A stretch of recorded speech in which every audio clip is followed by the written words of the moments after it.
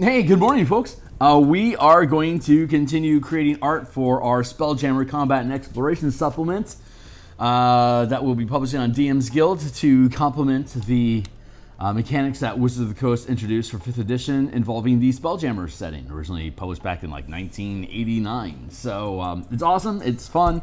We're going to do a crap load of artwork. Hold on real quick, let me check my signal, go through my intro spiel, and then we'll get into 100 minutes of fun. So hold on real quick. Check. So hold on real quick. Yep, sounds pretty good. Cheerio. All right, cool. Let's do some intro. Hey, my name is Phil Kearney. I create role-playing game supplements that I publish online. My camera is off to the side of my monitor here. There we go. Here. So yeah, I create role-playing game supplements that I publish online. There is a I've been focusing my attention on Dungeons and Dragons 5th edition. I have more buttons I need to press here. In the description down below, there is a slew of links of other books that I've created already. There's extensive previews. So if you're just here for the art, there's about 150 different illustrations across the various books that are down below. But if you just want to look at artwork, it's all there for you to check out. But if you're a D&D 5e enthusiast, either a DM or a player, there is a ton of cool stuff in there for you to add to your campaign or consider for your own character options. If you think any of that stuff is cool, the previews are extensive. You can use them with minimal requirements. Hold on here, swap that, there we go. And last there, sorry, I had to do some stuff. Great. Otherwise, supporting the channel is best achieved. If you want, you can follow me here on Twitter at Phil Kearney, or ideally, like, subscribe, hit the bell icon to get notification when I'm live in the future. We're at episode 202 right now. We have 200 followers. It would be amazing if we can have more followers than episodes. So if you've hung out before, or if this is your first time here and you think some of this stuff is cool, consider subscribing to see more. We're here 6 days a week, Monday through Friday. We're here in the morning creating artwork, like this stuff, page art for the Spelljammer project that we're working on Tuesday afternoon in about like 6-ish hours. We're going to be back doing mechanical development for martial powers, which is like tank builds, different sort, like not spells, but options that martials like fighters, barbarians, rangers, monks can use to like have goad, taunt, force movement, control effects to give martial characters more variety, both in combat and out of combat. We do that on Tuesday afternoons each week. Monday and Thursday nights, we work on cartography and creature token for an Eberron adventure that we're creating. And on Saturday mornings, we have personal works and commissions. And we're starting a new commission this Saturday. So if any of this stuff seems interesting to you, be welcome to clip in, subscribe, like, bell icon, blah, blah, blah. And hopefully I'll see you guys here in the trenches again as well. So hey, Hornetico, it's good to see you, my guy. So we had finished the Necklace of Fresh Air illustration, and I'm pretty happy with that. For those that hadn't seen it, we finished the Berserker pilot for the Spelljammer illustration. I'm pretty happy with how that turned out overall, and I love barbarians being the pilots of ships, because the rage allows them to help tank damage that you can use your hit point pool instead of the ship's hit points.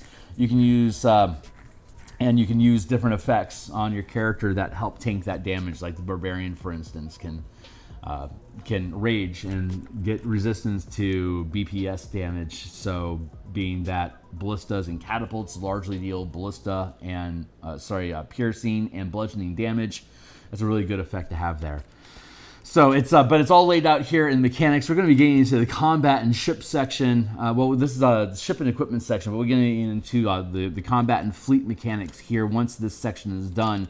So this artificer is really the only thing that's standing between us and having the ship mechanics, the combat mechanics on deck for the next couple weeks. So I am going to work towards that endeavor here. We're going to leave the planets alone. We're going to leave the station itself alone. I'm going to talk a little bit about orreries in general, but this is just the item. The actual mechanics of it are more explored in the exploration chapter, which we'll be completing after we finish the combat section. So let's just see where we're at right now with this guy.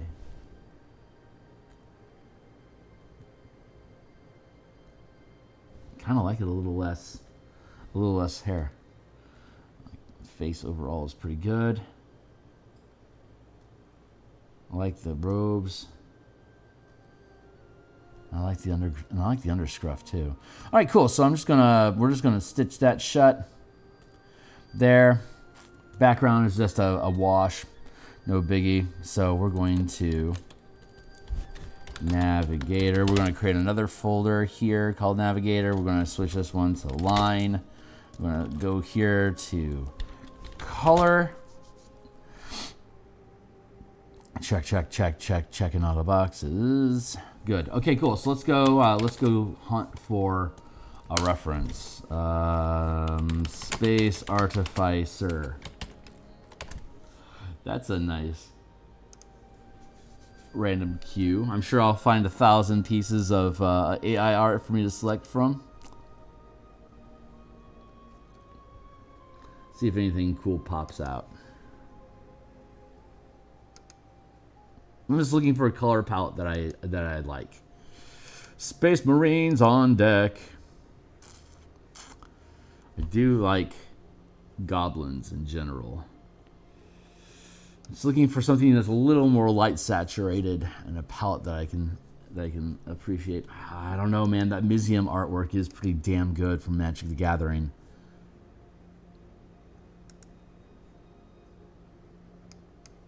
Magic is usually a pretty reliable source of color references. I think maybe we'll go with that. Go Riker. That's Cleric's Corner. Riker there. Hold on.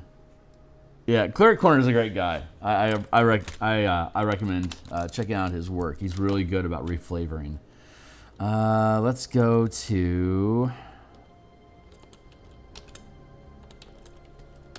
ref. Let's see.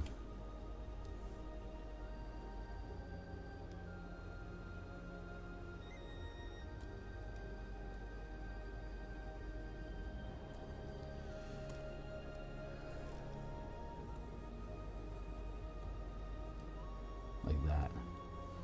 Like that? What the?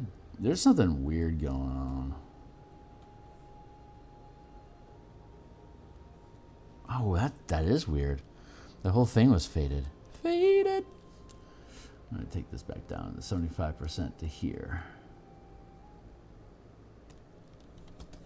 Now we're on point.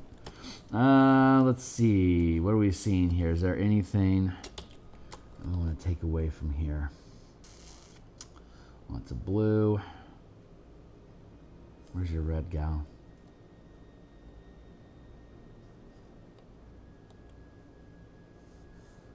Lots of blue on you.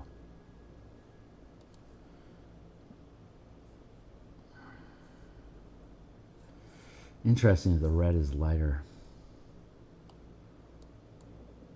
I see how you are. Oh, it's got stripes and stuff. That's cool. That stripe is blue, while this is red. And then it's blue again. That's unreliable. I don't think this is the right reference. Let's find something else. Yeah, some Quandrix.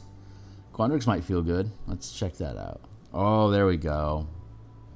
Kaladesh is probably going to have a good answer for me.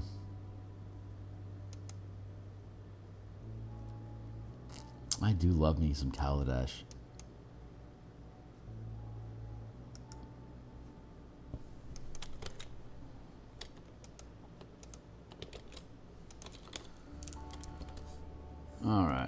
Let's see what kind of color palette you have. Red, green.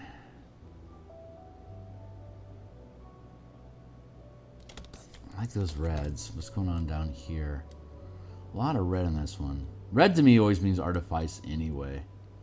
So that makes sense. I think the green is a counter color, like a highlight.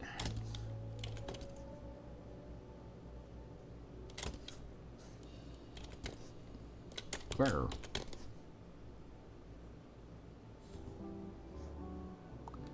Just understanding the piece. You got this blue going on here.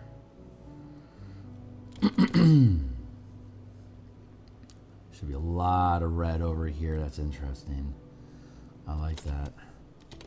And then that bleeds up into a purplish. That fades into blue. More blue back here. Interesting. I like this piece.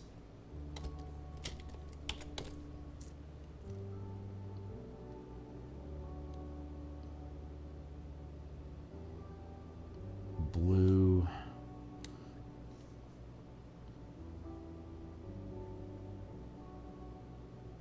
The blue up here in the highlight. Okay, so those are all the highlights. Since I don't see any color, I have to do this RGB breakdown up here to understand the colors that we're working with before I start sampling. I made the mistake of using a really faded color illustration in one of my character art last night. So I'm apparently getting a little lazy. So I have to be a little more diligent about what I'm selecting to help minimize the mistakes that I'm making.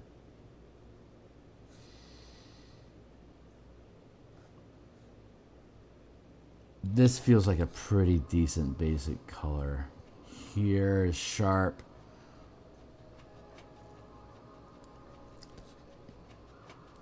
Here's good shadow. So let's go with a sharp and a shadow.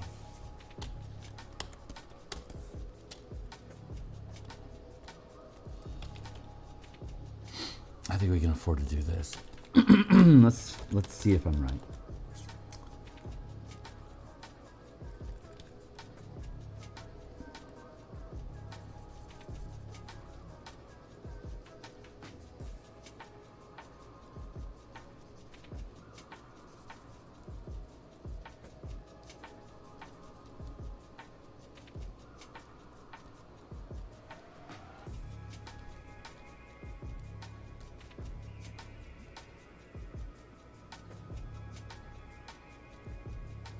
That's my straight line without the sketch. That's with sketch. Let's just leave the sketch in for now. We'll see how this shit shakes out.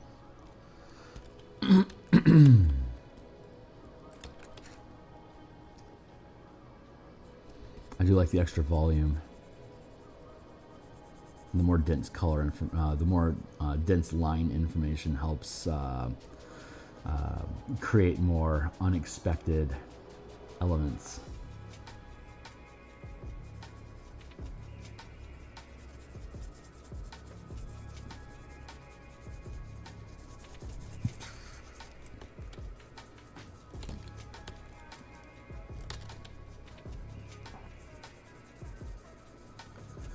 So we're just blocking in color right now to see if we like it, and we're going to use the halo or the hologrammatic effect from the orrery display to help add additional color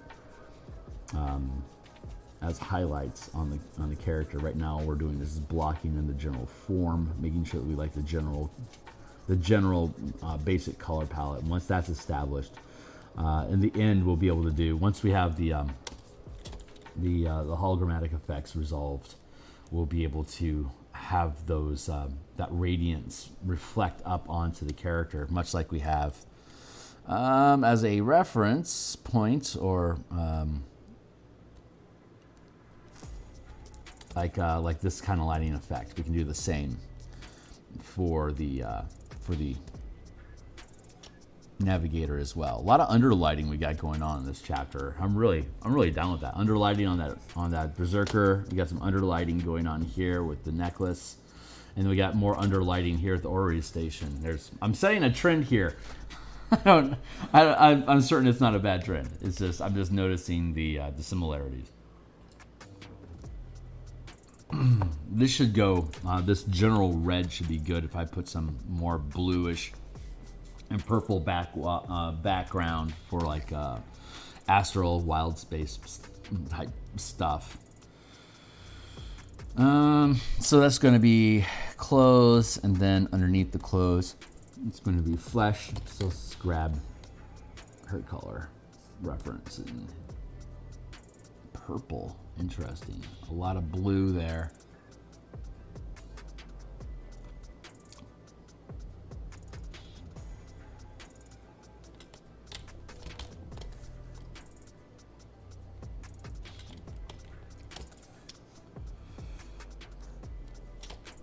A lot of red and this is not my best color references. That's decent, and that's decent. I can get some truth. I can get some truth from these shadows. I think very red.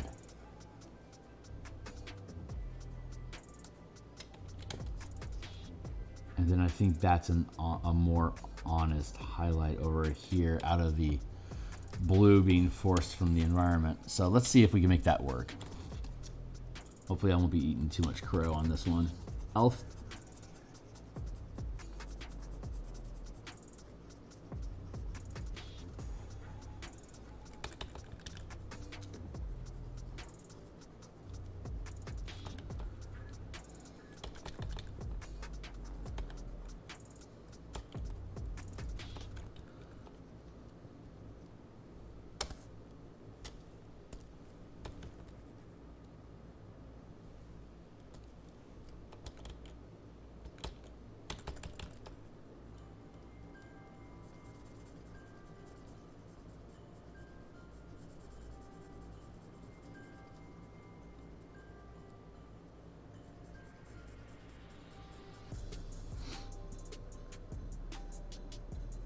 Again, for now, just blocking this in.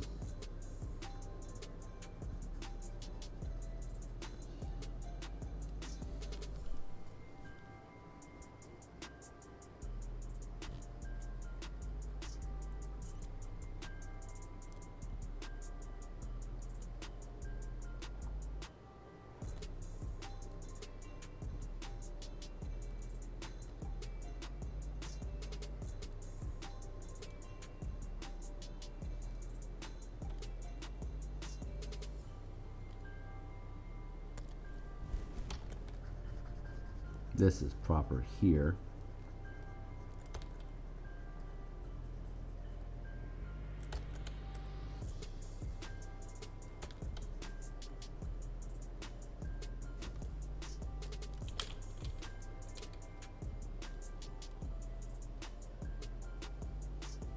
Like that. And then we'll clean up the edge of the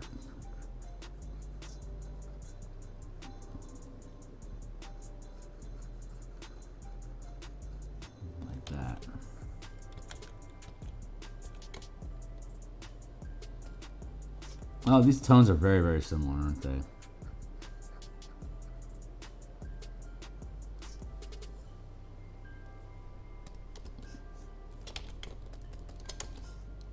All right, we'll finish up what we're doing here with the skin, and then we'll find a different base color for the tunic. Let foreshortening do the work for us here.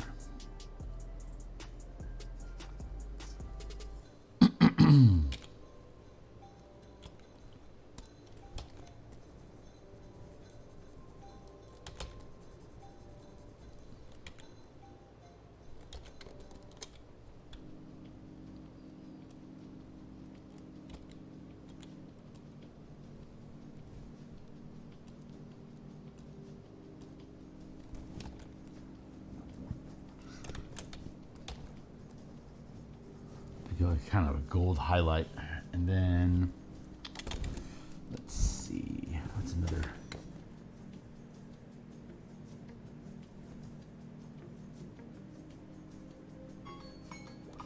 I hear you, Timely Timer. Thank you. I think I said the water. I was saying Sip of coffee. Water.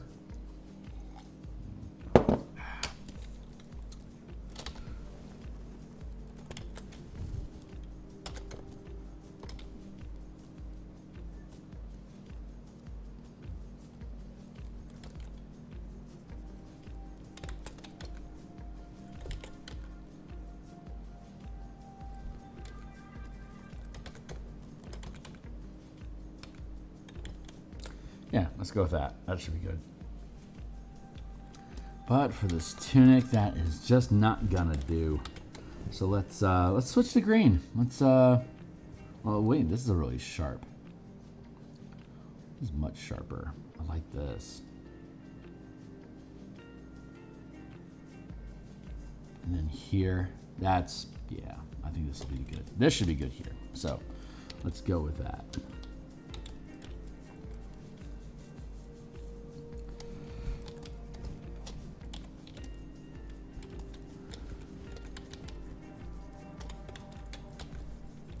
Yeesh.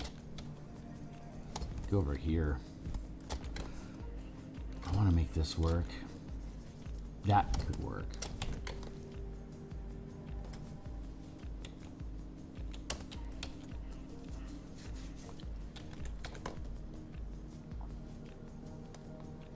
Yeah, okay, that should do.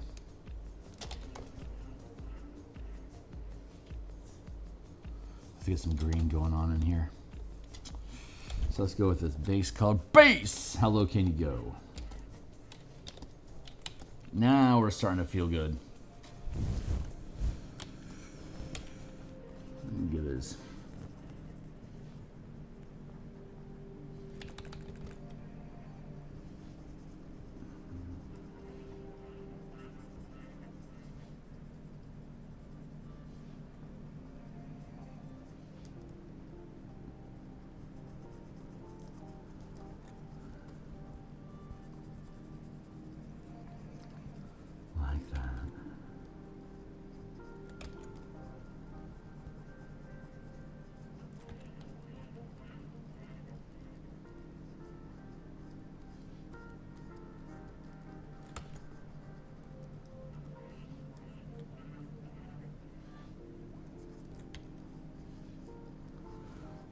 Make sure I got his noodle right.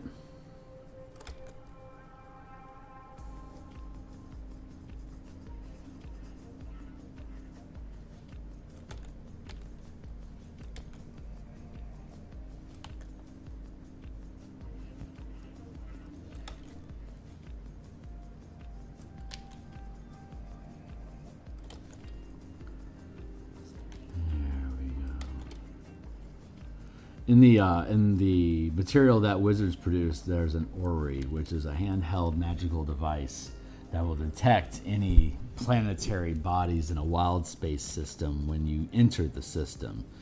It's a real easy default type of piece of magic gear that makes navigation around the system easy if you don't want a complicated navigation system in your campaign. If you do want a more robust navigation system in your campaign, then the orrery station that we present is adds a lot more exploration focus for characters that are flying around a system. So what happens is you insert the little orrery into the station and powers the hologrammatic display.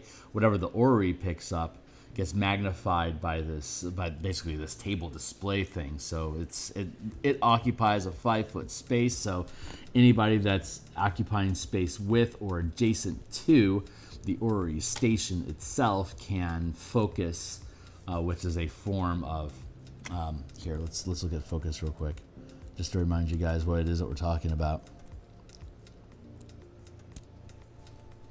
So replacing attunement with focus. So the Spelljammers, earlier in the introduction, we established that SAIS means Spelljammers Adventures in Space, which is the official title for the Wizards of the Coast offering. So WotC Spelljammer requires characters to attune to spelljamming helms. However, this prevents a character from spontaneously jumping onto a fighter craft to fly into battle, like jumping onto a Pegasus to ride into battle. So this requirement has been replaced with focus. Many options in this supplement require a creature to focus on devices to use them. For example, an orrery station, a spelljamming helm, and an arcane cannon, as detailed in the weapons and crew section below, require focus. You must always occupy the same space as or be within 5 feet of a device to focus on it, but there's no limit to how many devices a creature can focus on while within range of each. You can use an action or bonus action to focus on a device, and each device requires a separate action or bonus action. Focus can be transferred to another creature that you're touching as an action or bonus action while both you and the target are within 5 feet, are on or within 5 feet of the helm. You can focus while maintaining concentration. Class features such as a Barbarian's Rage that prevents maintaining concentration don't prevent focusing. Otherwise, focus follows the same rules as concentration, and if a creature must make a saving throw that affects both, one saving throw determines if concentration and focus are lost. So basically, focus is like a miniature concentration. If folks are familiar with my mana work, you know that I'm a fan of being able to maintain concentration on multiple spells or effects at the same time. Doing so continues to stack and increase the DC that you need to make during saving throws or taking damage with Constitution saving throws to be able to maintain concentration on so much additional magic.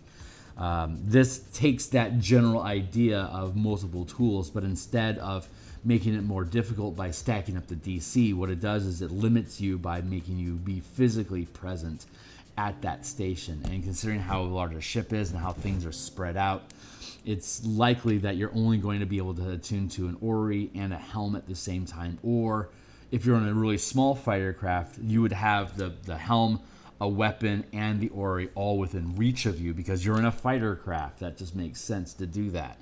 So that's how that mechanic basically works. You don't have to maintain concentration to be focused. It's like the entire, like the Zealot barbarian class is all about having a divine focus while you're raging in the first place. So the precedent is there specifically for barbarians that would allow them to be able to do things like this. And so we lean into it. We lean into it by getting rid of the requirement to be a spellcaster altogether. You don't need to be a spellcaster to be able to use any of this equipment, which opens the door for marshals to be excellent pilots. And the way that we use a character's hit point pool to help protect the ship from damage, especially fighter craft. Fighter craft are very easily destroyed. So they're just like basically rowboats, like super fast gunner rowboats, you know. So they can only take a little bit of damage. They do have some damage resistance to help armor them, but siege weapons can quickly overwhelm that. So you have to, if you're going to be in fighter crafts, you're going to be sacrificing your own hit points to keep that bird flying, which is the whole point of the system that we use. That you are being forced to use your own hit point pools instead of hiding inside of your ship if you want to keep your ship from being destroyed. Flesh, and then we go to hair is going to be over skin. So I'm just going to steal from her a little bit more.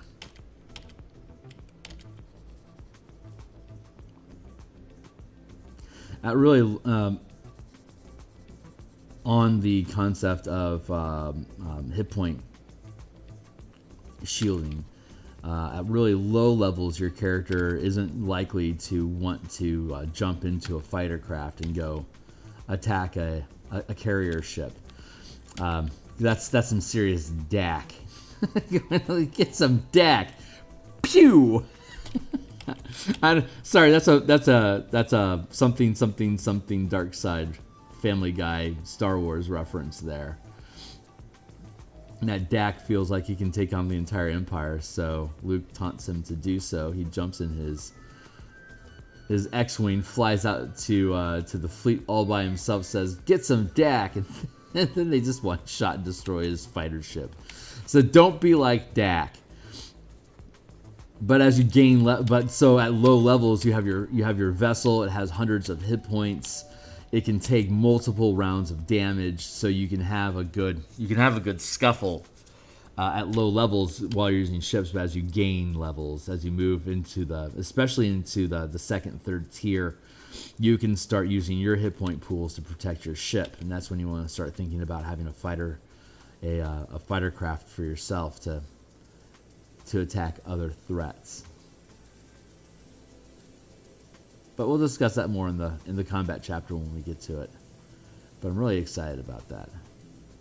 But that's why that's why giving marshals access to piloting and using these magical devices is important, because of how much damage they can take. If you're going to take 20 damage for your ship, you probably don't want your rogue doing it, unless they're going to use cunning action to react and get half damage out of it. In which case, then yeah, let the rogue tank the shot, but you can only tank one of them.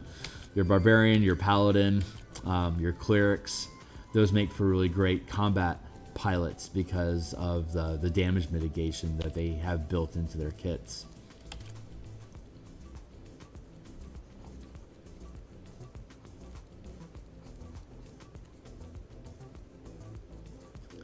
But the orrery station specifically, the orrery station allows you to track the movement of ships and large objects, depending on how far away from they are.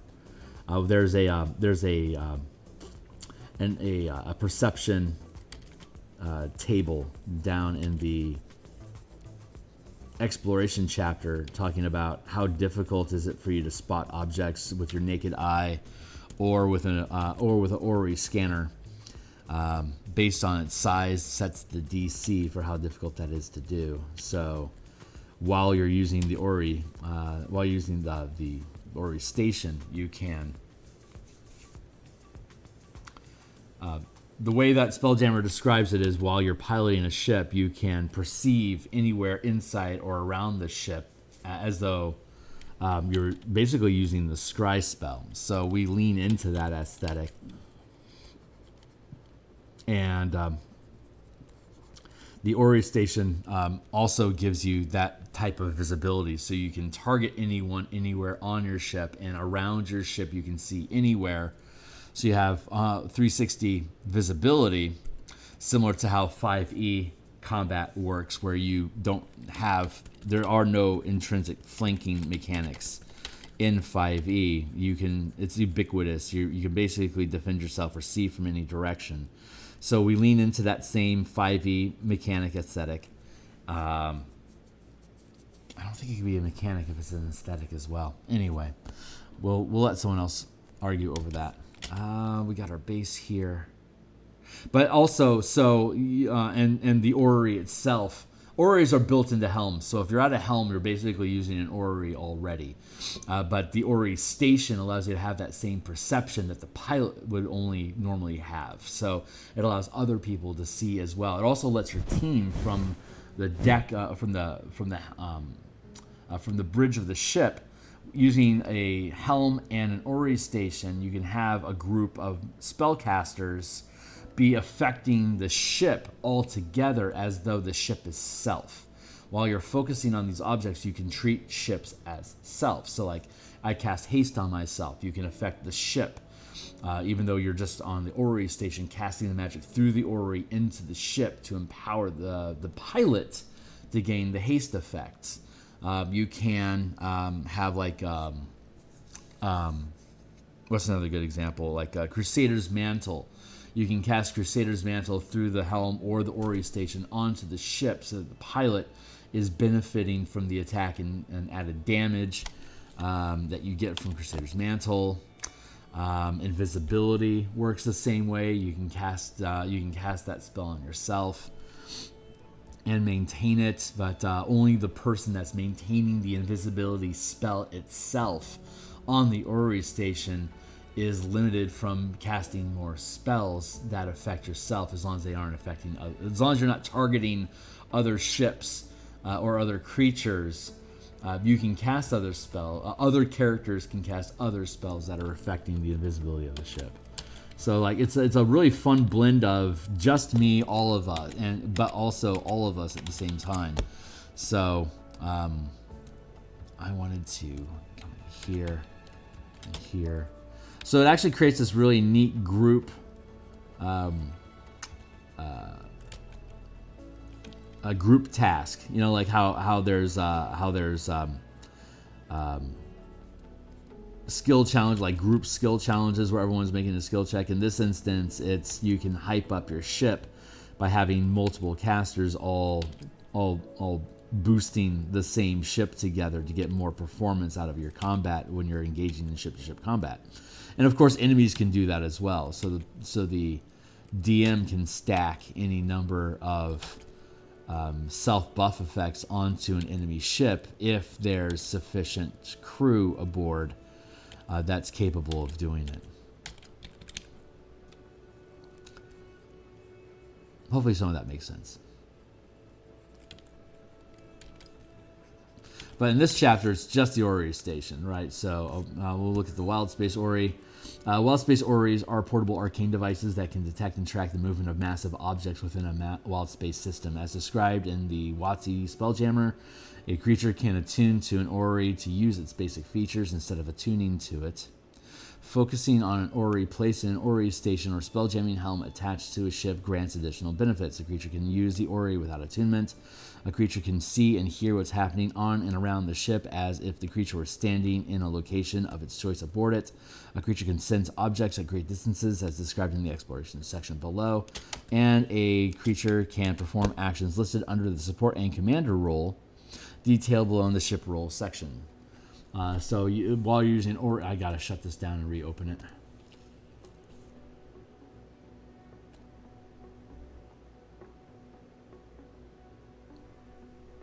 So while you're able to detect other, like say other friendly ships that are in vicinity of you, you can use the orrery station to communicate with them, to have them take actions using the commander role, which we'll dive into more again when we get to the combat section of the book, which is coming probably next week. Coming soon.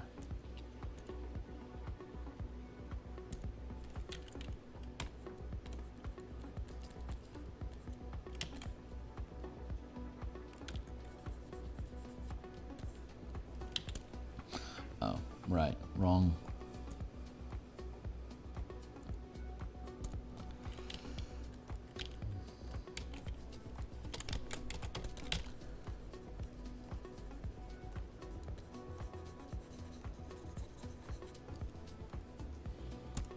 Now we can.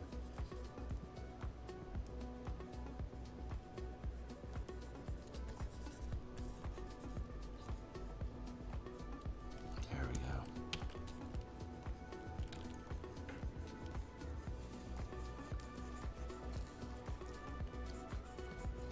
I don't know if there's going to be another season of Surrogate, but I hope there is. It's on HBO Max.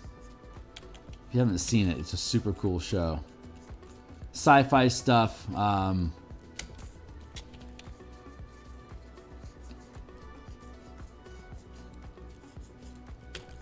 Basically, the main characters are really good at first-person shooter games. Get recruited to play a new game. They figure out that they're not doing some sort of intense virtual reality thing, but they're actually being downloaded into surrogate bodies to perform Assassin's Creed sort of stuff in the real world, and then, ethical arguments ensue while mass combat occurs. Good times, fun stuff. The gal from the hit girl from the Kick-Ass movies, I forget her name, but she's the main character. Her character is about not so much killing stuff in first-person shooters, but scouting out speed runs. She does speed runs and efficiency routes, which is, light body frame, highly agile athletics, as opposed to carrying large guns around to take out squads. That's what her friends and brother are for. But she's the Aeon Flux of the team, which of course the Femme Fatale is a great trope that always wins if the plot and story is good. And Surrogate's got a great plot and a great story. I won't ruin it for you, but it is awesome. So I'm very much looking forward to a second season for that. Let's get... we'll figure out the goggles later. We don't have to worry about them right now. So far, so good. Let's grab some of this darker. We'll go with tunic. I'll need to get a... we'll go with hair here, and then flesh here. So let's figure out the deep shadows and the tunic first.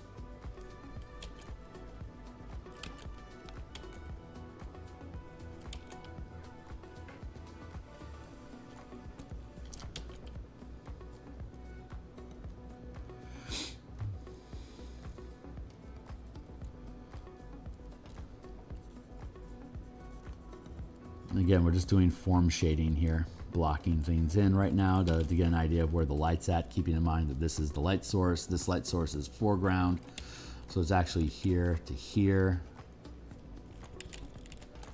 which means I need to thin that. Oh, shit. And I haven't separated my layers. Rookie stuff. Let's get back in it. Tunic here. Now we're cooking. Thank you. So we're going to be back today. We're going to work on the Wild Magic Barbarian to convert that to the martial power system. One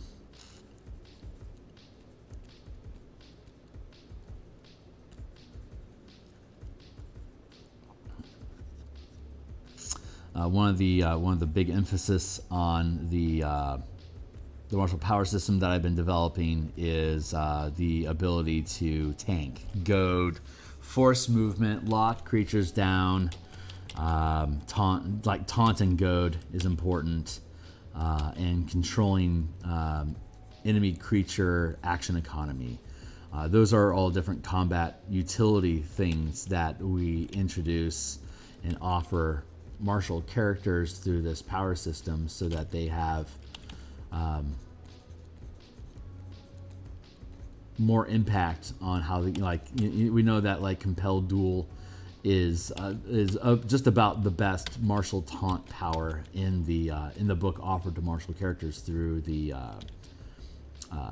paladin's spell list, but that's such a limited palette of expression for controlling other characters. Meanwhile, also the Eldritch Blast has forced movement by if you hit, you push target 10 feet, that sort of stuff. We've got the Path of the Giant does creature juggling, which is another step in the direction towards solid CC or crowd control. That's more single target control for martial character options, but it's still very primitive, and we don't know if 1D&D is going to add, like, say, to the Battle Master's kit of options to have more single target. That might be why we haven't seen the Battle Master yet in the 1D&D playtest, because they're attempting to address CC crowd control while maintaining the feel that they've established for 5th edition. Regardless of whether that feel needs to change or not, they're attempting to maintain it. I don't blame them. It's a popular version of the game. It's my favorite version of the game, but not because it's such a great system, but because it's so easy to adapt, honestly. BX and first edition AD&D are by far the easiest to DM and the most straightforward for players to just get and get up and running. Like BX is like, it takes like 3 minutes to make a character by design, because there's a high death toll in random dungeons while you're just trying to explore and gather loot and stuff. So it was a good design decision to keep character creation so super simple in the low levels. But the game has continued to add complexity and more options for characters out the gate since basically since AD&D was created.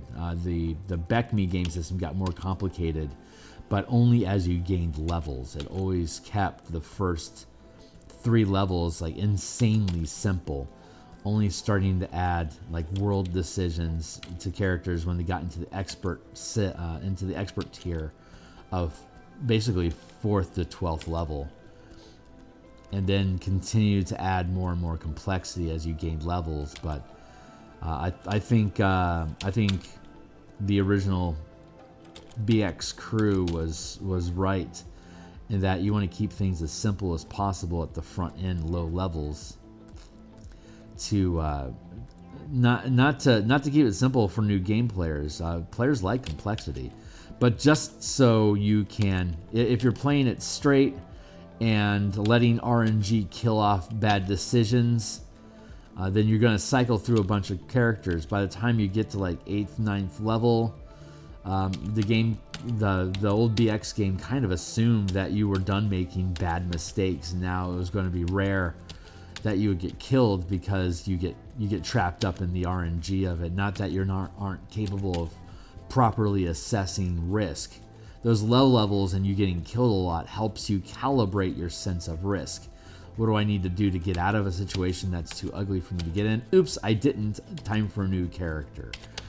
So it punishes that low end rookie decision making mistakes, and again, it encourages and empowers your characters at higher levels, and it quickly de-emphasizes the importance of your characters to an organization that they would run. But I've talked a lot about organizations in the past. I don't need a tangent into that in the moment. However, I will say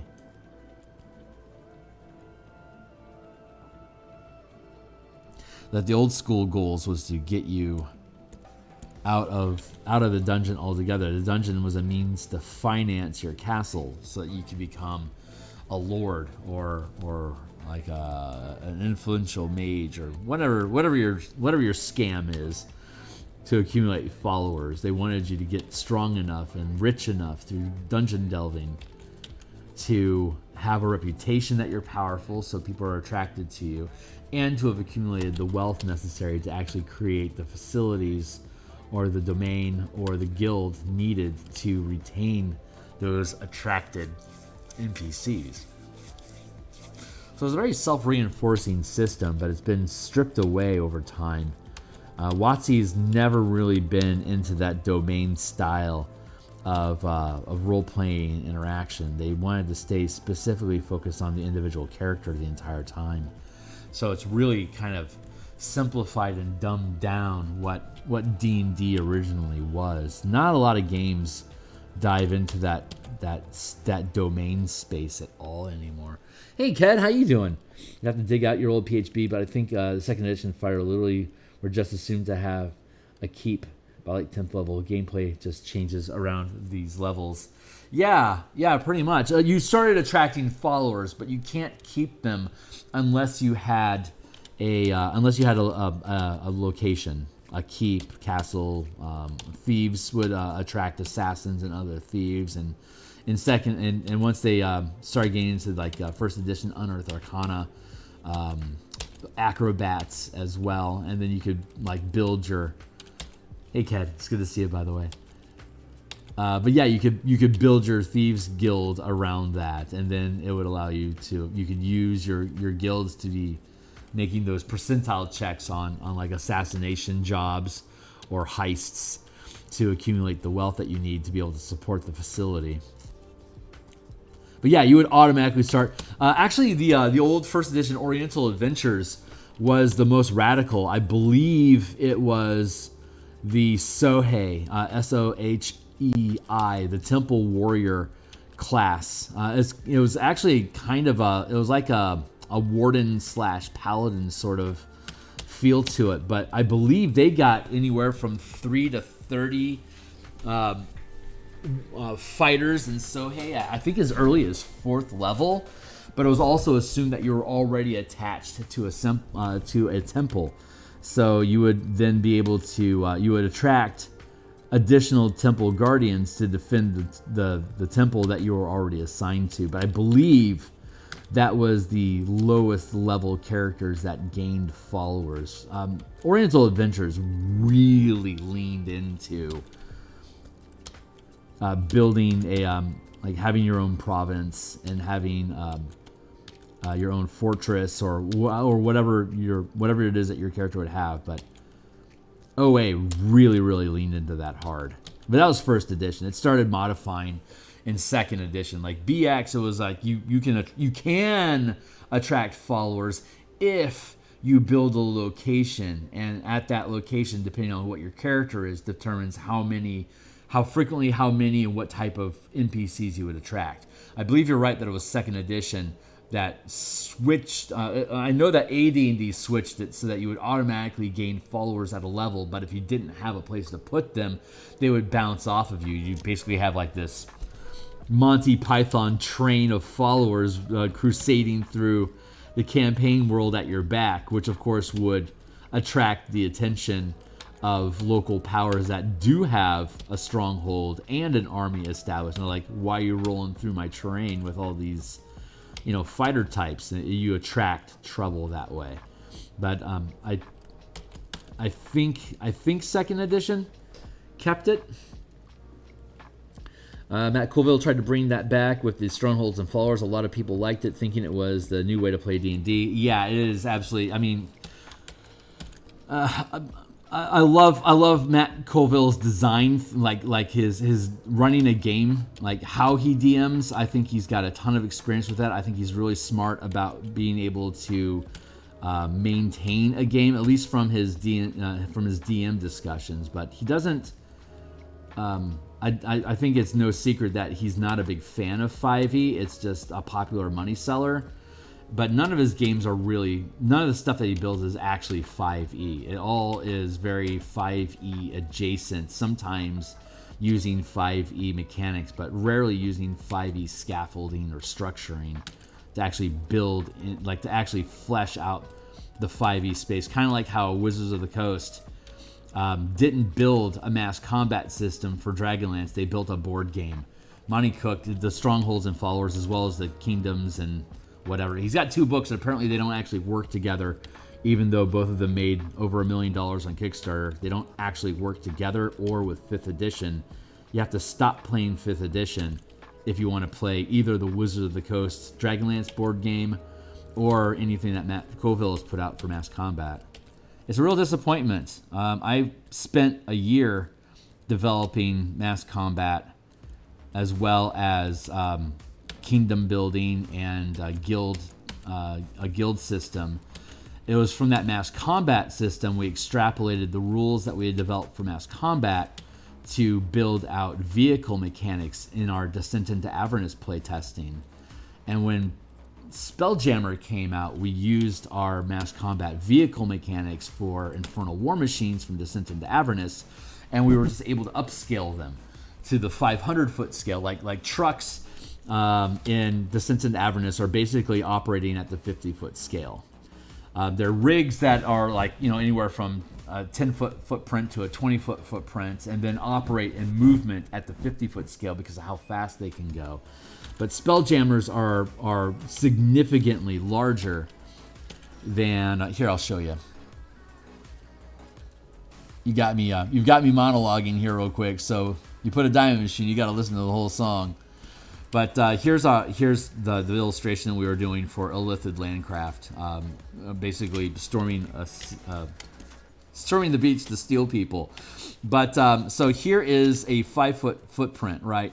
And the Tormentor, not the Tormentor, the Demon Grinder is a size gargantuan vehicle that occupies a 20-foot by 20-foot space, like a gargantuan creature would. This Illithid mecha ship is called a Cuttlefish. It's also 5, 10, 15, 20. It's a 20 by 20 foot space as well, right? and all the only difference between the fighter craft here in Spelljammer from the rules that we developed in Descent into Avernus is that the Mad Max trucks in DIA are landlocked. They're on wheels, but they can move up to like I want to say it's 100 miles per hour. So that breaks down into 100 feet movement. Like it has 100 feet worth of movement as an object interaction, and then you can use your primary action to dash to get 200 feet worth of movement per round at that scale. So you can drop into the 50-foot scale and move your truck from 1 square, 2 square, and then action 3 square, 4 square.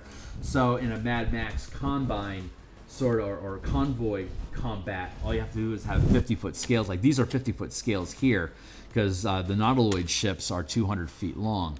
So 50, 100, 150, 200, and you can see how small these infernal war machines or fighter craft here are in comparison to these ships. So you could scale into the 50-foot scale, and if another ship occupies the same 50-foot scale as your truck, then you drop to the 5-foot scale here. 5, 10, 15, 20, 25. This is a 25 by 25 foot block here. 1, 2, 3, 4.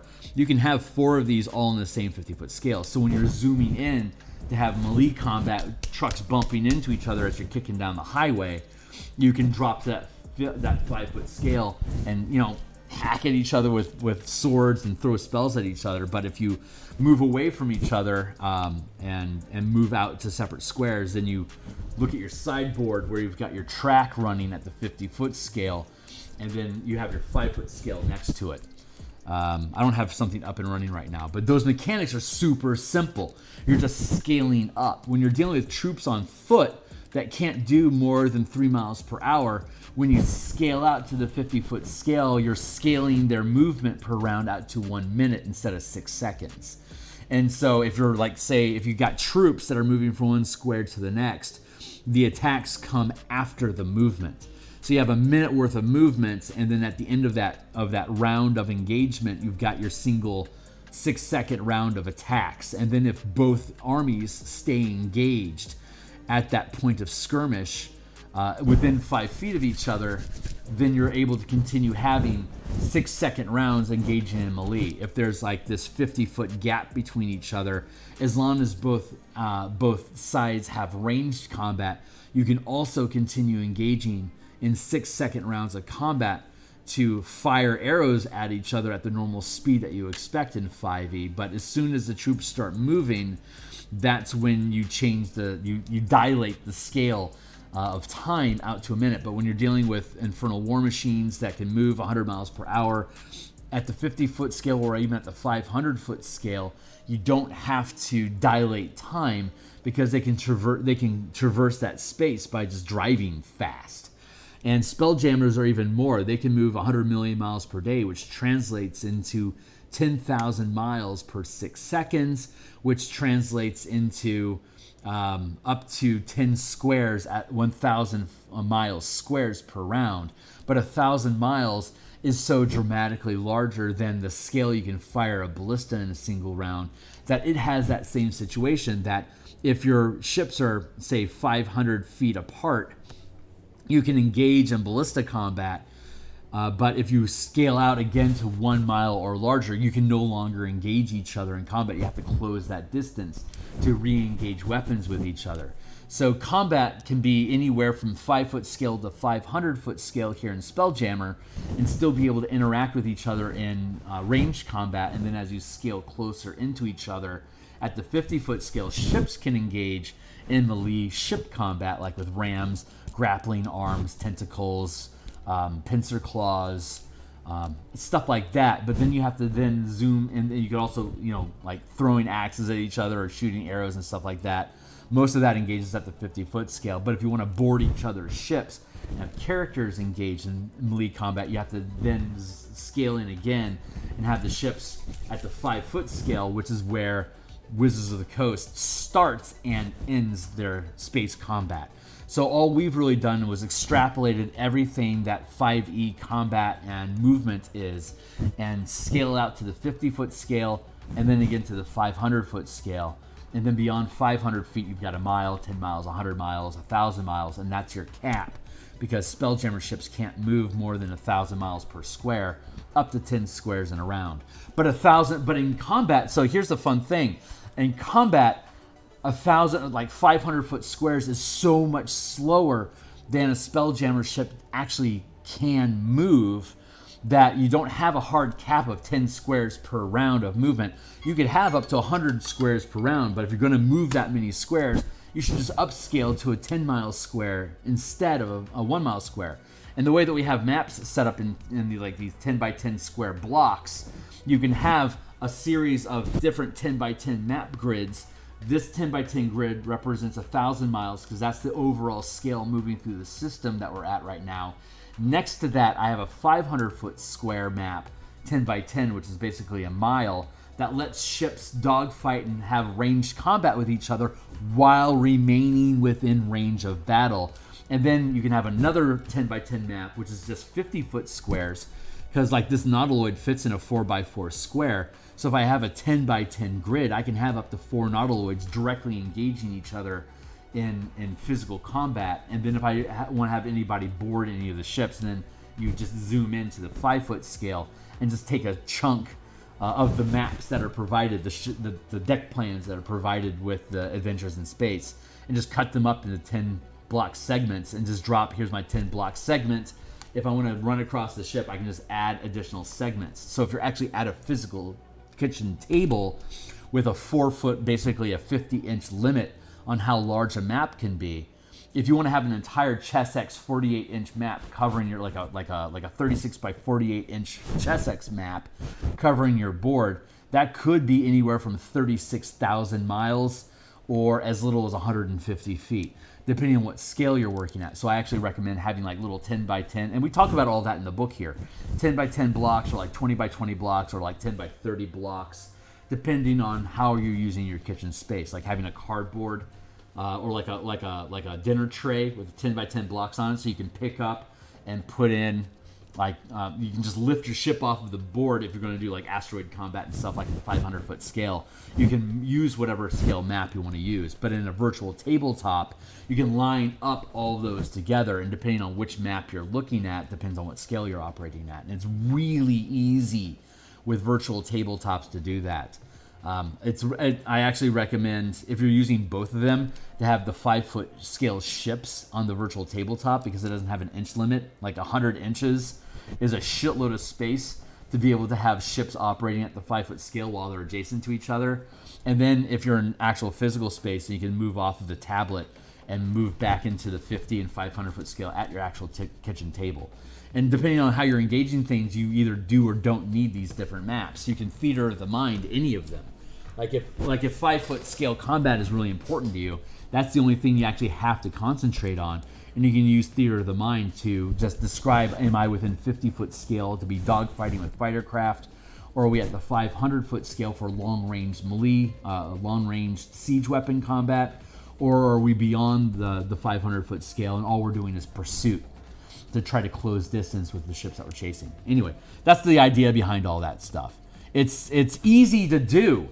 It's just it's very simple. It just took a year to be able to develop the mechanics and look at like what all things do we need to change. And I was working with Joseph Vargas and Adam Hancock to help build this thing in the first place, and it works.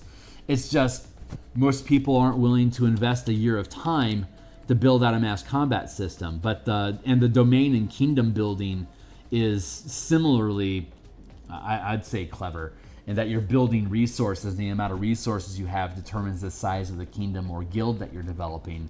But I have an entire different playlist here on my channel about building kingdoms and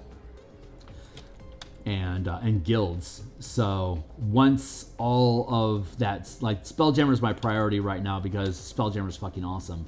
But it's also going to end up being one of the last books I probably create for the DMsGuild. All this other stuff I can do independently. I originally wanted to build the mass combat book and then use Dragonlance as the proof of concept by taking the entire board game and the campaign box and translating them into these mass combat system that we've used. My playtest, Hornetico was on my playtest team as well, so he knows. But at one point we were using the Horde of the Dragon Queen campaign that Wizards produced. The first chapter, your first level character going to this town called Greenest, and it's being attacked by an army of by an actual CR19 adult blue dragon, and an entire army of kobolds and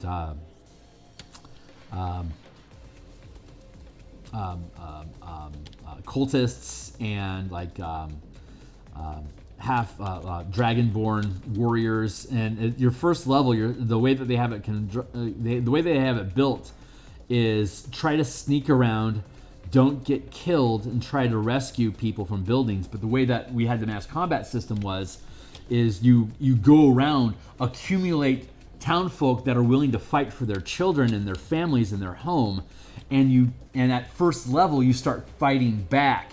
And by the time you get to third level, you're strong. That town takes you from first to third level, and by the time you hit third level, you've got enough of a militia built up that you can coordinate their attacks to actually take on and defeat the dragon. The team actually got the CR19 dragon down to 1 hit point before it ran away. And the only goal of that was to make the dragon run away, because if the dragon leaves, the whole town breaks, the whole army breaks morale. And as long as you can continue engaging the army and survive long enough, they will run away. It was fucking awesome, quite honestly. And that really locked me in that this was a really good system, and that if we can get it built and put it out there, it's basically going to outperform anything else that anyone else has produced. It's just I don't have enough of an audience. I'll never pull $1 million. It's worth $1 million, but I don't have that. I haven't proven myself as a content producer or as a designer to warrant that kind of attention. So we're doing this sort of stuff right now to help build an audience through here, to have proof of concepts and looking at stuff, so that if I do get into Kickstarters, I can keep doing this sort of stuff. But you'll already know what it is that's being promised along the way. It's just this process of me building books here is a way for me to prove that if you back me on a Kickstarter, I will absolutely complete it, guaranteed. That is what this 100-page book here is proving, and the Eberron adventure that we're doing on Mondays and Thursdays is demonstrating. When those books are done, I'll be able to say, you can back me on a Kickstarter project. Here's the kind of ideas that I put out. Have all this stuff on the DMsGuild 100% free preview, so you can see all the mechanics. Like, see, these are the things that we do. We can extrapolate that for kingdoms, guilds, and armies. Anyway, I've been ranting a lot, so I'll shut up for a minute and get back to work. Get back to work, Kearney.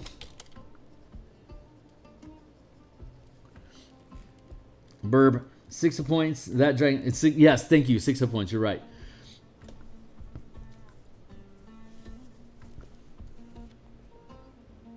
You need to scale it not only by larger combat, but by the genre, right? In your Void Home RPG, you're having to figure it out with multiple kilometer range because sci-fi. If only there was a large corporation that should have the money to hire people to make D&D books that actually has the rules people really wanted to see. It's unfortunate, but again, it's a niche. It's a niche interest. TSR went out of business because they ordered too many books, but arguably because they had too much scope sprawl inside of their own. Like, there wasn't enough people buying Mystara, Planescape, Spelljammer, Hollow Earth, Greyhawk, Forgotten Realms to warrant having multiple products put out for each of those on a yearly basis. They had so much, like that. The way I like to put it, TSR literally killed themselves for us. Like, they produced so much content and had so many ideas, and like, look at this, look at this, look at this. You can do this, you can do this. Look at this, you can do this. Like, so much of that. Like, look at all the cool things you can do with D&D. They did so much look at me cool stuff that they literally drove themselves out of business in the process. And I think Wizards, I think the only lesson that Wizards really pulled away from TSR was don't make too many books that are niche attention. If you do niche attention, make them vague enough and open enough that anyone can just engage with them as a one-shot. But stick to system neutral content. And the systems hurt for it ever since Wizards took over. The idea, like the reason to adventure, in WotC's philosophy, the reason to adventure is adventure and heroics, and it's the right thing to do. Very Marvel-esque perception of what heroics are. While TSR was the only reason we're adventuring and diving into dungeons is to get a reputation that you can get shit done. So that so you can get better gear and keep yourself safe, but in the end, you're attempting to accumulate enough cash so that you can build your own kingdom. Like you want to retire as a king, so you have to build a nation out of that. So your wealth from dungeon delving and becoming a powerful adventurer creates that reputation for you, so that you can attract those people and build that domain. And that's why. In BX, like by the time you get to, I think it was like 9th level, like at 9th level you've survived long enough that and you've thrown enough cash out the window to gain experience, because BX was, if you throw away your money you get experience points. If you keep your money you don't get any experience, but you can buy more stuff. So at 2nd level, upgrading to full plate armor and getting a +1 magic sword was literally the same thing as gaining a level. Because of the amount of hit points you wouldn't be taking as a result of the armor, and the increased damage and attack roll that you got from the magic sword was literally gaining a level. There was no difference. So very much in BX it was, do you want to gain levels or do you want to get equipment? Until you hit 4th level, it's basically the same thing. But until you get to 4th level, your goodies, your character advancement is too limited. And so you had to basically had to destroy gold by giving it to the community for you to gain those levels. And so the meta result of that was, by the time you reach 9th level, you've distributed something like 75,000 gold to the local communities or to the kingdom that you're in, which means that you are a major cash source. Like you are a huge tax revenue incentive. So people just naturally get attracted to you as this guy has the ability to build wealth. He's organizing a new fief or nation. I want to be a part of it. That's where all your site. That's where all your crew comes from. That's where your leadership falls in, because you had to prove that you're able to produce those results. Much like I have to be able to prove I can produce games and that I know what the fuck I'm talking about.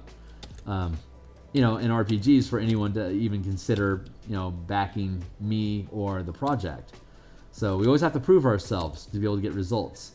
In the instance of Matt Colville, he proved himself over the course of a year and a half or so by putting out really smart DMsGuild advice, or dungeon mastering advice. I'm going about it all wrong in that I'm not creating specific scripts talking about the stuff that I talk about. I just talk about that shit while we're here on stream building art. So what I need to do is start extracting those conversations and dropping them into separate things.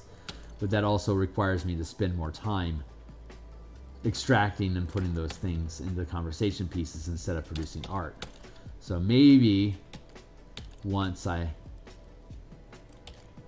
finish this project, I'll start devoting a little bit more time in extracting conversations so that maybe I can build some clout in the community. So when I do Kickstarters, maybe I'll sell 100 to 200 copies of it and make some decent cash.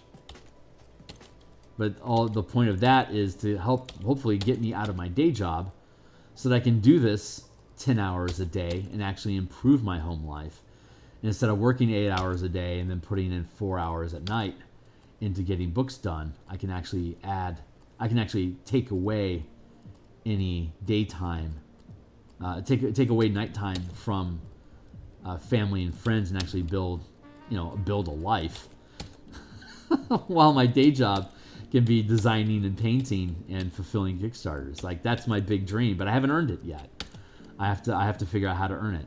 So I'll have to change up how I'm doing things eventually.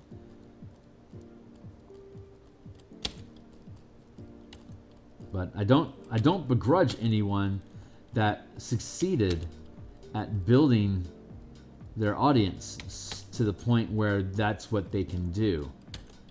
Like, being smart doesn't have a limit. As long as you keep being smart, people will always ask you, what's up? And you always have a reason to be there for people to engage with. But it's a process.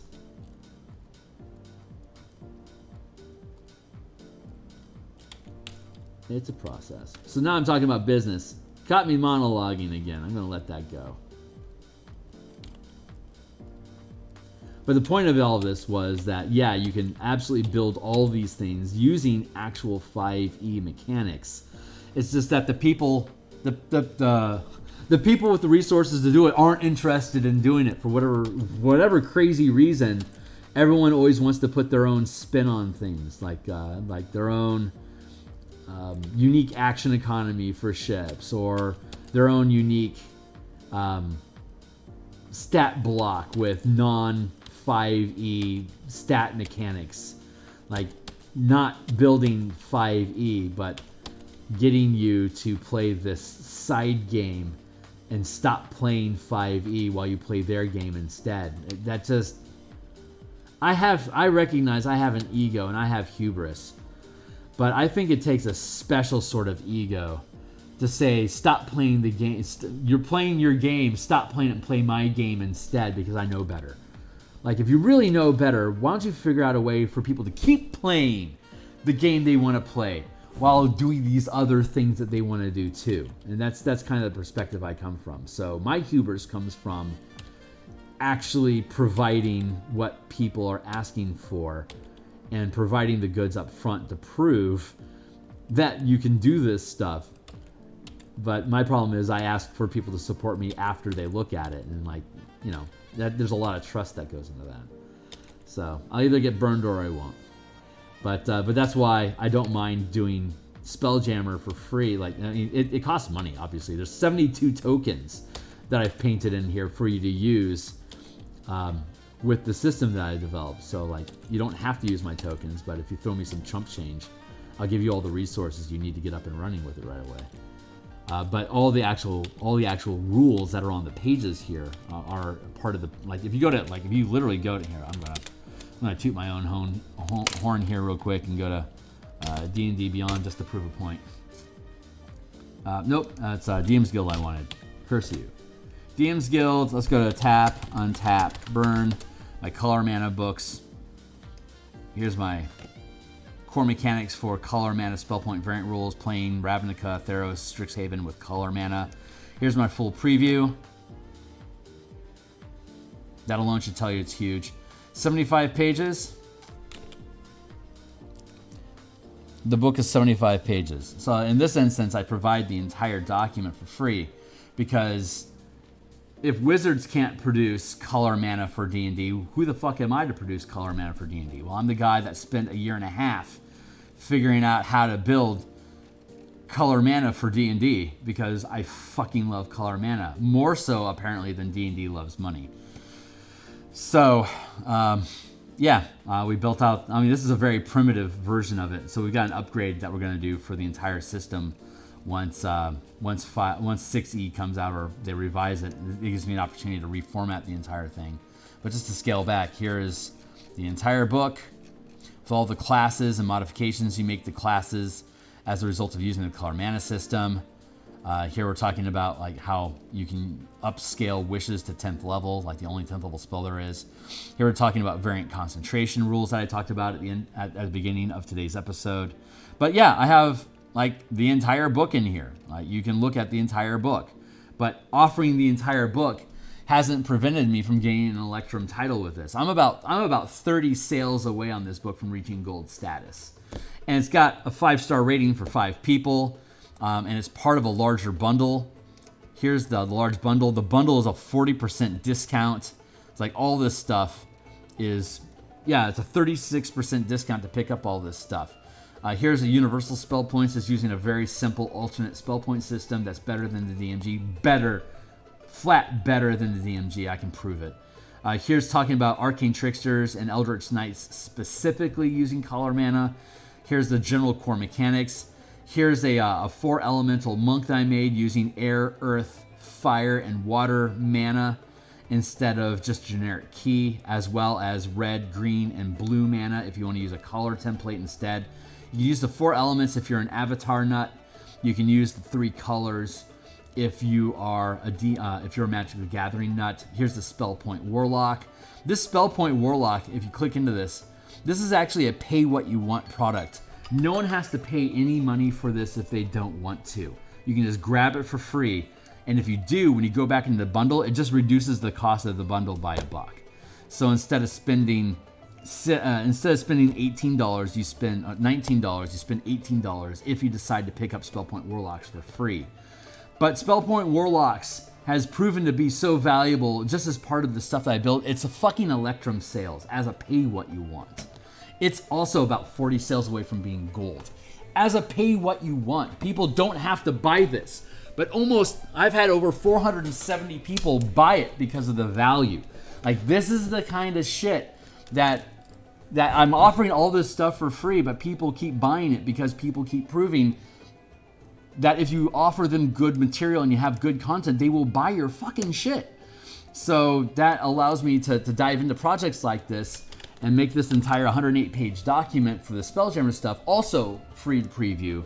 Because people have proven over and over again that they have the money to afford stuff. It's just, are you offering them something good enough to do so? And the D&D crowd continues to prove, yeah, we support stuff that's good. So then it's just a matter of being able to prove that you're worth a shit. the ongoing quest, Sorry, I'm super mega ranting. The problem is that using the 4 spell elements for the monk is that everything changes when the 5 basis attacks. Yeah. But I didn't dive into it. I mean, it's 100% preview as well. So I mean, you can spend as much time in there. I know that you wouldn't personally, but anyone out there that's interested in this kind of stuff, all of it's there. You can either just be an earthbender. And there's about 30 different spells and effects that are earth focused that you could choose. And it's a half casting structure. Like I want to do all of them eventually. I just don't know if the DMsGuild is going to remain friendly long enough for me to do all of them. Well, like Sun Soul is like a white and red mix. The Shadow Monk is blue and black. The Drunken Master is red and green. Like, all of them have their own unique color signature using color mana. And if you do that, if you build them into half casters and then you give them a mana pool like that, if you're playing Strixhaven, you can have a monk take a Strixhaven background so they can actually be part of and gain spells from, like, say, the Silver Quill being black and white mana. Like, you could have a Shadow Monk that just leans into the black mana of it and be a part of Silver Quill, and then get a university a sports scholarship for playing Mage Tower. So Mage Tower is full of monks using the appropriate color mana in their training, like Quandrix is blue green. So like you could have an air and water focused monk of the 4 elements using green and blue mana, working for being a part of the Quandrix school, and then competing again in the Mage Tower sport. So that's part of what inspired me to build the Martial Powers book, which I'll be streaming this afternoon at lunchtime. Is giving all martial characters a color mana pool, so that you could have barbarians join like Witherbloom,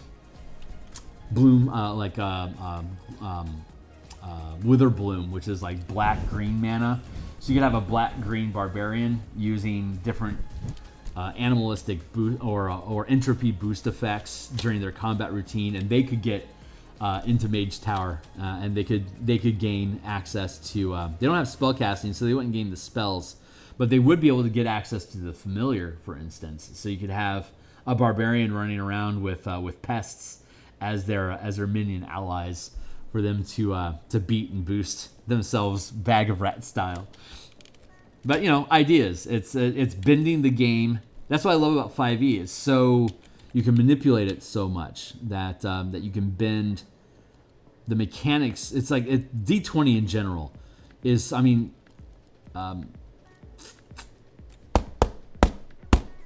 The word I'm looking for is Cypher. Cypher System's a D20 game. It uses a D20. It is literally a D20 game.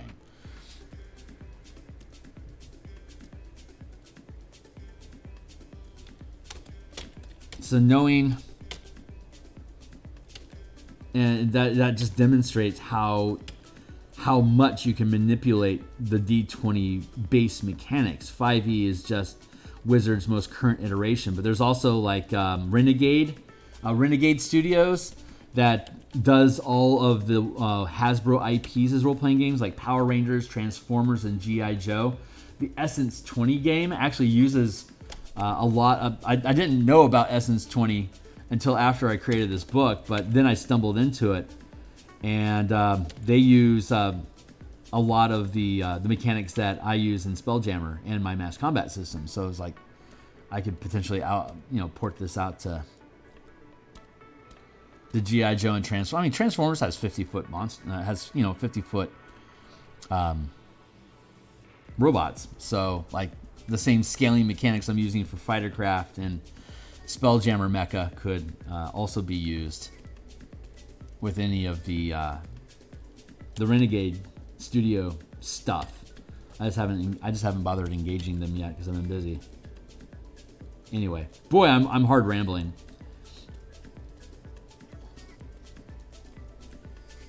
It sounds like bragging and me talking about myself because of the frame of reference, but it's really in the larger conversation about how like people that do Kickstarters, they obviously want to get paid and retain rights to ownership for their stuff, but when you're marketing stuff for 5e, I still believe that you should be using 5e mechanics if you're trying to sell a 5e game. And most people that do Kickstarters aren't interested in doing that for whatever reason. Either that or they just haven't bothered investing the time to figure out how they can actually make their system work with 5e. And I honestly question if that's just laziness or not. Not to throw shade at anybody, but if I could do it, why couldn't someone else? What makes me so special other than just like giving a shit? Anyway, I'm throwing a lot of shade out to the universe, so be welcome to smite me if you want. Kind of happy. This guy's got the goofy going on. I'm liking this as a base. I need to find. I'm actually gonna dive. Where am I gonna find? This Foundation book, it's pay what you want, but I'd say a good chunk of people actually paid for it. Yeah. People, if you provide quality, people will purchase it. And I talk about this a lot. When I was growing up as a kid, I was a mall rat, but not hanging out and socializing and stuff. My sister would go to the mall and she'd let me jump in the car with her. I would just go to B. Dalton Books or Walden Books, depending on where we went, and just grab a seat and read D&D books off the shelf. And when I got my lawnmower money, let's go with pouches, I would come back and buy whatever book was most compelling to me. Virtually all of my D&D books were purchased in the bookstore with management knowing who I was, that I didn't cause trouble. I was welcome to be there. I'd actually tidy stuff up. I'd go hang out in the kids section where they'd have like read-along and bean bags and stuff. They were cool with me being there. I would pick the place up. I was a good steward to the shop. I made myself welcome there. And they let me read, like I read the Dungeoneers, like the Dungeoneer Survival Guide from first edition. I probably read that like 8 times in the bookstore before I was finally able to buy it. But it was a guaranteed purchase from me. I loved that book. So my mentality is like, I was given that grace to do these things when I was growing up. And there's a lot of kids that don't have money. Shit, there's a lot of adults that don't have money that want to be D&D enthusiasts. If I give you the tools that you need to play the game that you want, I believe the universe will take care of me, and that I will eventually get money on the back end, either from people coming back after a 20-level campaign saying, yeah, this kicked ass. I will now purchase, a year later after using the thing, I'm going to buy it. Thanks. Thanks. What else could I do but appreciate you doing that?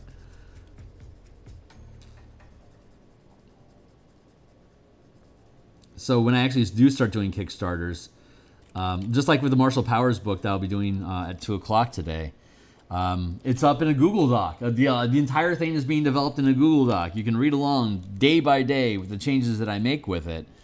And if I were to do a Kickstarter with that project, it would just be, once we're done with it and we send it off to editing and it comes back, you've invested me building these mechanics, and now let's do the artwork. And then anyone that's on board with the Kickstarter is welcome to hang out here and chat and talk to me about, what are we going to have on this page? Tell me, boys, what do we want to paint, and then we'll do it. And I think that'll be I think that has the potential of being a really cool experience. It's just, I got to get it done. I'm now going to